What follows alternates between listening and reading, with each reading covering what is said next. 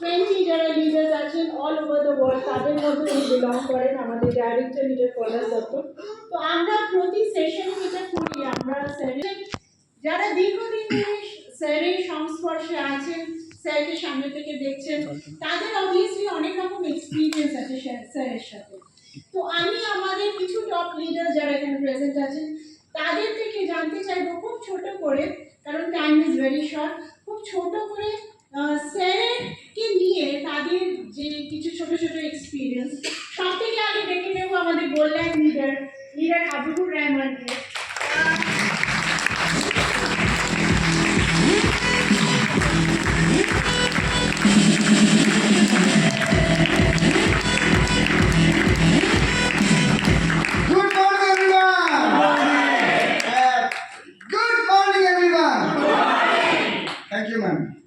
Giving me the opportunity.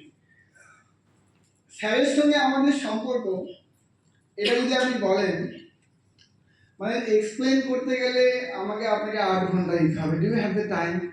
Yes, sir. Kabir and Hossain has the time and no other person has the time. সবাই বলছে sir 5টা বাজবে 6টা বাজবে আমরা বেরিয়ে যাবো।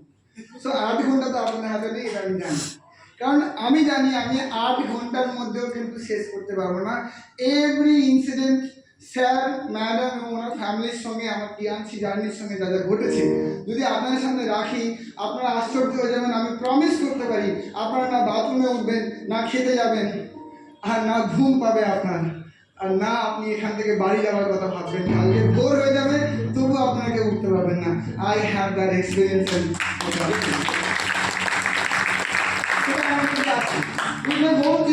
আমি গ্রেটফুল। আজকে আমি বললাম শুধু এখানে আমাদের এই স্টার্স লাইক কবির, শুভ্র, সাইফুল্লাহ, এছাড়া মনিরুদ্দিন, অনেক কেউ আমাদের টিমে রয়েছেন যারা এই স্টার, তাদের কাছে গ্রেটফুল। এই গোল্ডেন গানটা এমনি হয় না, but you must remain under some supervision.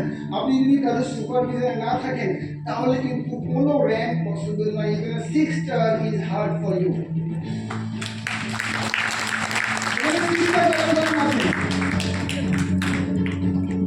আপনারা হয়েছেন কেউ একা কারো গাইডেন্স না নিয়ে? হয়েছেন? 7 স্টার্স কজন আছেন? একা একা হয়ে গেছেন? তো আপনাদের মনে হয় গোল্ডলাইন একা হওয়া যায়? You need a super quality supervision, my dear friend. So যদি এক্সপ্লেন করতে হয় এভাবে আপনাকে এক্সপ্লেন করবো। মিউজিক একটু আস্তে করবেন কাইন্ডলি। যদি এক্সপ্লেন করতে হয় আপনাকে এইভাবে আমি এক্সপ্লেন করবো। যদি আমি মনে করি যে মিনাকে আজকে আমি ভুল বকেছি, কি বকেছি? ভুল ভাবে, ওর দোষ ছিল না, আমি বকে দিচ্ছি, ওটা স্যার বুঝতে পারেন। স্যার আমাকে সন্ধ্যাবেলা বলেন, হাবিব হাজবেন্ড ওয়াইফ রিলেশনশিপ না এরকম রিলেশনশিপ, তুমি না এটা এইভাবে, আর ধরো মিনা যদি এইভাবে দাঁড়াতো, নিজেকে ডেভেলপ করতে পারতো কেমন হতো। আমি আশ্চর্য হয়ে যাই যে 2 ঘন্টার মধ্যে স্যারকে কে জানালো যে মিনাকে আমি বকেছি, আজকে ওর কোনো দোষ ছিল না, কে ওনাকে ফিলিংস দিল, ওনার সঙ্গে আমার আপনার এইরকম সম্পর্ক। মাই ডিয়ার 2 ঘন্টা লাগে না, আমি সঙ্গে সঙ্গে বুঝতে পারি। আমি মনে করি স্যারের বডি আলাদা আছে, আমার বডি আলাদা আছে, কিন্তু আমাদের আত্মা যেন কোনো এক জায়গায় এক হয়ে গেছে। তো আমি আজকে খুব মিস করি আমার বাবাকে, কারণ বাবা, আমি আজকে ফাইন্যান্সিয়ালি খুব সাউন্ড, কিন্তু এই বছর বাবা চলে গেলেন। আমার মনে হয় যতটুকু সম্মান দেওয়া দরকার ছিল, যতটুকু না যত্ন নেওয়া দরকার ছিল আমি করতে পারিনি। কিন্তু মা বেঁচে আছেন আর আমার দুটো গার্জেন এখানে বেঁচে আছে। আমি শপথ করেছি নিজের কাছে নিজে, এই 3 জনের কথা ছাড়া জীবনে একটা পা ফেলবো না।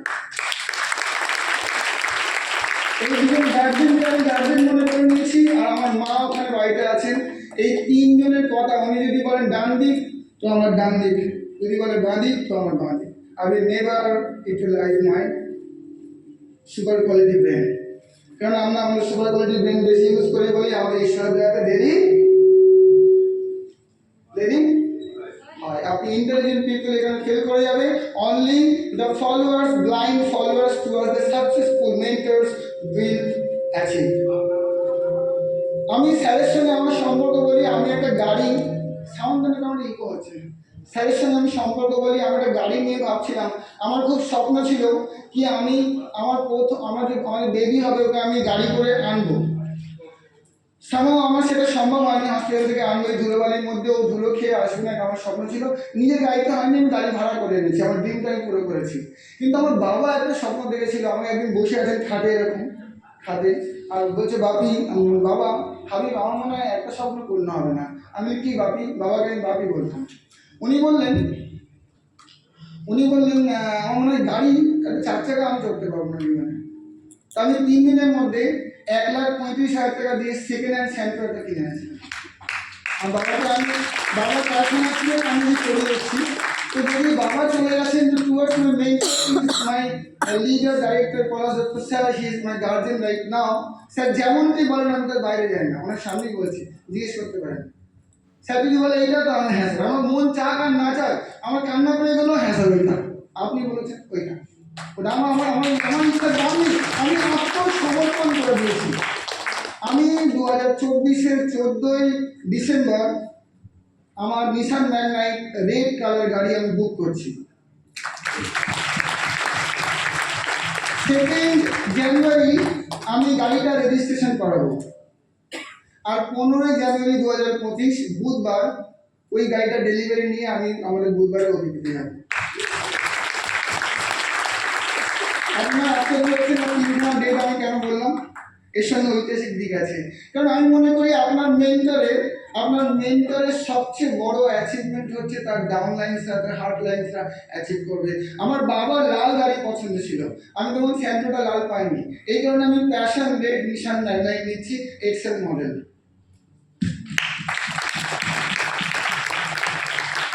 রেড কালার বাবার ড্রিমটা পূর্ণ ওখানে করতে হবে না।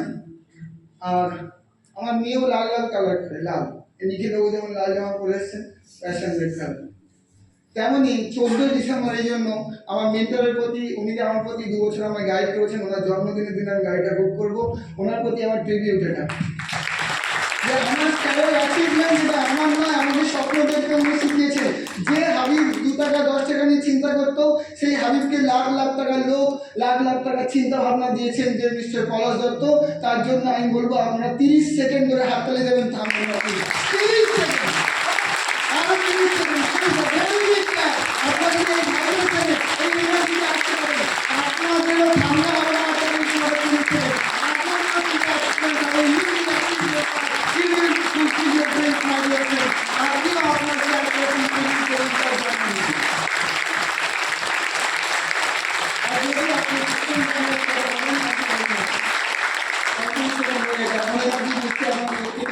হতে পারবেন। 30 সেকেন্ডে 1 সেকেন্ড আপনারা কম করেননি। This is the energy. আপনারা ফলো করেছেন হোয়াট ইজ সেড। 2nd জানুয়ারি যে আমার সহধর্মিনী, যে আমার সঙ্গে রেগুলারলি মেহনত করছে, আমি ভেঙে গেলে ও বলে হবে, আমি স্যার আমাকে বকেছেন, আমি দুঃখ পেলে ও বলে স্যার ঠিক করেছে, তোমার বকেছে, তোমারই দোষ ছিল না, স্যার বকবে কেন? যে আমাকে এই মেন্টালিটি দেয়, দেয় মিনার জন্মদিন ওই দিনকে আমি গাড়িটা রেজিস্ট্রেশন করবো।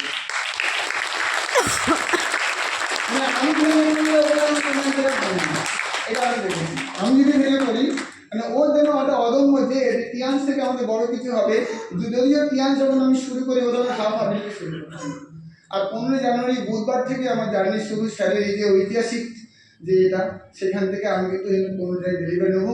তো আমি যেটা করি দেখুন, আমার যেটা স্যারের সম্বন্ধে বলা, স্যার কিন্তু রাত্রি 12টায় আপনি ওনাকে ফোন করেন, স্যারকে ডাইরেক্টলি ফোন করতে সৌভাগ্যবান কারা কারা যে আপনি এখন অথরাইজ হয়েছেন, পাচ্ছেন তো? ভাগ্যবান যেটা আপনার, কি ভাগ্যবান নয়? একটা ডাইরেক্টরকে ফোন করছেন, যেটা 21 জন পৃথিবীতে 21 জন যারা আছে, 21 জন 203টে কান্ট্রি, 21 জনকে আপনি কল করতে পারেন, আপনার ভাগ্যবান আপনি মনে করেন। 17ই অগস্ট 2022 আমার 15 জার্নি শুরু টিএনসিতে। আমি 2-3 মিনিট, আমি 2 মিনিট, থ্যাংক ইউ স্যার। 17ই আগস্ট 2022 আমার জার্নি শুরু। সেখান থেকে শুরু করে একটা দিন আমার এমন যায়নি স্যার বিদেশে থাক আর দেশের মাটিতে থাকুন, আমি স্যারকে রোজ কল করেছি।